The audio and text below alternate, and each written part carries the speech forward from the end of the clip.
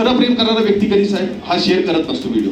आणि त्यानंतर साहेब ज्यावेळेस तो आमच्या हातात आल्यानंतर आम्ही प्रिया पाटील मॅडमना फोन केला. प्रिया पाटील मॅडम दिलं. रात्री आम्ही 2:30 वाजता मार्कर मॅडम, मी रिंकू देसाई नगरचे होते आणि सगळी होती सगळे सकल हिंदू समाजाची लोक.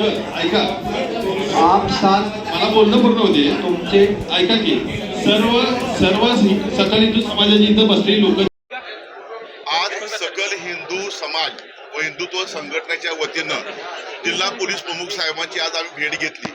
जो प्रकार शिरोलीमध्ये शिरोलीमध्ये घडला आणि जो लव जिहादचा प्रकार होता, एका मुस्लिम मुसलमानांनी साधारण 10 ते मुलींवर अत्याचार केला होता. त्याला सहकार्य करणारा त्याचा एक कोण सहकारी आहे. आज आम्ही त्याची पण तक्रार केली, परंतु जिल्हा पोलीस प्रमुखांनी त्यांच्या सहकार्याने सांगितलं दुसरा सुद्धा आरोपी आज आम्ही कराडमध्ये अटक केलेला आहे. त्याच्यावर सुद्धा कठोर कारवाई आम्ही करणार आहोत.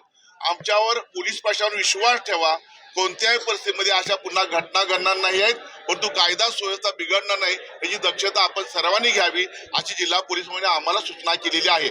आम्ही आज विश्वास ठेवते, मान्य आहे, परंतु इरफान अत्तार पासून जर आपण बघितलं, कोल्हापूरचा इतिहास बघितला तर इरफान अत्तार कोल्हापूरचा होता, तो अतिरेकी काश्मीरमध्ये मारला गेला होता. हे आपल्याला विसरून चालणार नाही. अनेकांनी चांगल्या सूचना केलेल्या आहेत.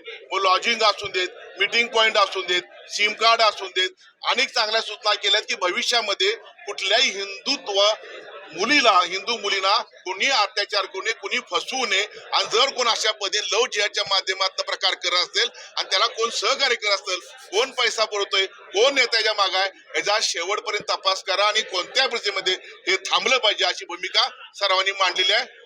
जिल्हा पोलीस आम्हाला आश्वासन दिले, कोणत्याही परिस्थितीत कुठल्याही दबावाला बळी न पडता याच्यावर कठोर कारवाई करून आम्हाला आश्वासन दिलेलं आहे. त्या दुसऱ्या संशयिताला कोणी आश्रय नेमका दिला होता काही त्याची माहिती नाही, अजून त्याचा तपास सुरू आहे. आज त्याने असं सांगितलंय त्याच्यावर सुद्धा कदाचित आज 2 गुन्हे दाखल होतील.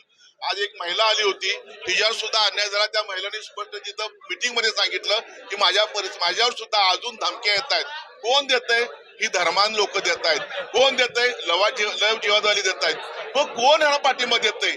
कुठे ह्याला शिकवण मिळते अशा पद्धतीची? ती शिकवण कुठेपर्यंत जाते ह्याचा तपास करणं अत्यंत गरजेचं आहे आणि तो करणार असं आम्हाला त्यांनी आश्वासन दिले. किती महिलांच्यावर अत्याचार झाले आतापर्यंत आम्ही माहिती मिळाली, आम्हाला 10 ते 12 मुलींवर अत्याचार केलेले आहेत त्या माणसांनी. परंतु अत्याचार करताना त्यांनी सिस्टीम जी राबवलेली आहे, त्याला त्या सिस्टीम वेगवेगळ्या पद्धतीच्या मुली, वेगवेगळ्या भागातल्या मुली त्यांनी टार्गेट केलेल्या आहेत आणि सर्व हिंदू आहेत. आणि म्हणून मी आज हिंदू मुलींना, आपल्या हिंदू समाजा मुलींना विनंती करतोय की अशा लव जिहाद पासून सावध राहा.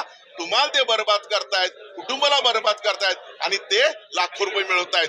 आणि जर अशा पद्धतीनं तुम्हाला कोण त्रास देत असेल, तुमच्या अत्याचार करत असेल, भीती घालत असेल, तर आमच्याकडे तुम्ही कुठल्याही परिस्थितीमध्ये कधी आमच्याकडे आणि आपलं मन मोकळं करा. यांचा बंदोबस्त आम्ही आमच्या पद्धतीने करू. पोलीस खातं करेल, त्यांच्याकडे नाही झालं तर आम्ही 100% अशा परिस्थितीमध्ये कुठल्याही परिस्थितीमध्ये देव आणि देश आणि धर्म हे डोळ्यासमोर ठेवून अशांना कठोर शासन आम्ही करण्याची आता मानसिकता झालेली आहे.